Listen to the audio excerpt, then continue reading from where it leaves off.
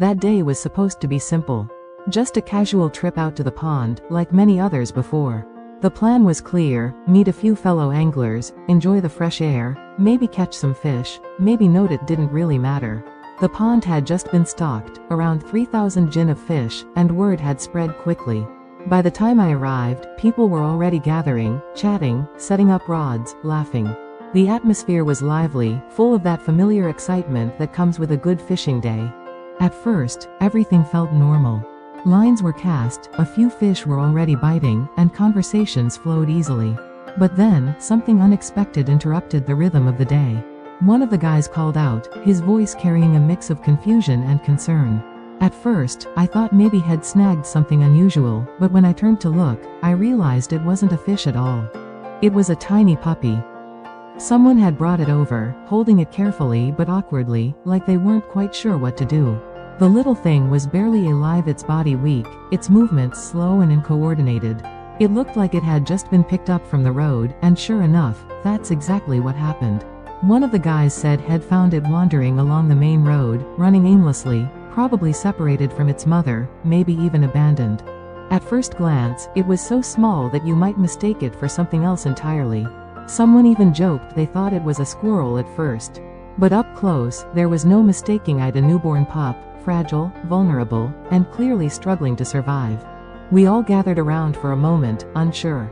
The puppy's breathing was shallow, its energy almost gone. Someone suggested giving it milk, someone else wondered if it would even make it. There's always that hesitation in situations like this. People care, but they're not always ready to take responsibility. After all, saving a life, even a small one, isn't just a kind gesture. It's a commitment. Then one of the guys spoke up.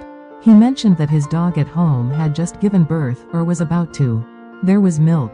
There was a chance. He looked at me and said, half joking but also serious, take it. Try. Maybe it'll live. I didn't hesitate long. Sometimes, you don't have all the answers. Sometimes, you just act. So just like that, the fishing trip changed. The rods, the bait, the whole purpose of being there, it all faded into the background. I wrapped the tiny puppy carefully, holding it close, feeling how light it was, how fragile.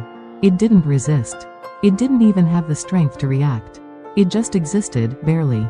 All right, I said, more to myself than anyone else. Let's go home.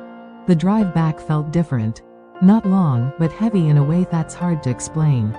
Every small movement from the puppy made me tense. Every quiet moment made me wonder if it was still breathing. It's strange how quickly something can matter to you, even when it wasn't part of your plan just minutes ago. When I got home, everything shifted into urgency. My dog, Da Huang, was there, strong, healthy, protective. But this little creature, it was the complete opposite. Introducing them wasn't simple. At first, Da Huang didn't understand. She was cautious, even a bit aggressive, unsure about this unfamiliar presence. And honestly, I couldn't blame her. Animals rely on instinct, and this situation didn't make sense to her. So I had to be careful. I kept the puppy close, observing, waiting for the right moment. Slowly, patiently, I guided the situation, trying to see if Da Huang would accept it, even just enough to let it feed. Because that was the key. Without milk, the puppy wouldn't last long. For a moment, it felt like it might not work. Da Huang moved, growled slightly, uncertain. But I stayed calm, gently reassuring her, controlling the situation as best as I could. Don't move. Just let it try, I whispered, more out of instinct than logic. And then, something shifted. The puppy, weak as it was, found its way. Instinct took over. It searched, struggled, and finally, it latched on. That tiny action, so small and yet so powerful, felt like a turning point. It was eating. It was alive. It was trying. Good, I said quietly, almost relieved in a way I didn't expect. That's it. Keep going. From that moment, hope became real. Of course, it wasn't over. Not even close. The puppy was still incredibly weak. It needed constant care, warmth, feeding, protection. Da Huang wasn't fully accepting yet, so I had to step in, feeding it milk manually when needed, watching over it closely, making sure it stayed safe. Days like that test your patience. They force you to slow down, to pay attention, to care in ways that go beyond convenience. It's not just about saving a life, it's about sustaining it. And yet, there was something meaningful in it. Something quiet but powerful. Watching that tiny creature fight, not with strength, but with sheer instinct to survive. It changes you a little. I remember looking at it and thinking how strange life can be. I went out to catch fish, something routine, almost trivial. And instead, I came back with a life in my hands. A responsibility I didn't plan for, didn't expect but couldn't ignore. Maybe that's what people mean when they talk about fate. Not something grand or dramatic, but small moments that shift your path without warning. That puppy. It didn't choose where it was born.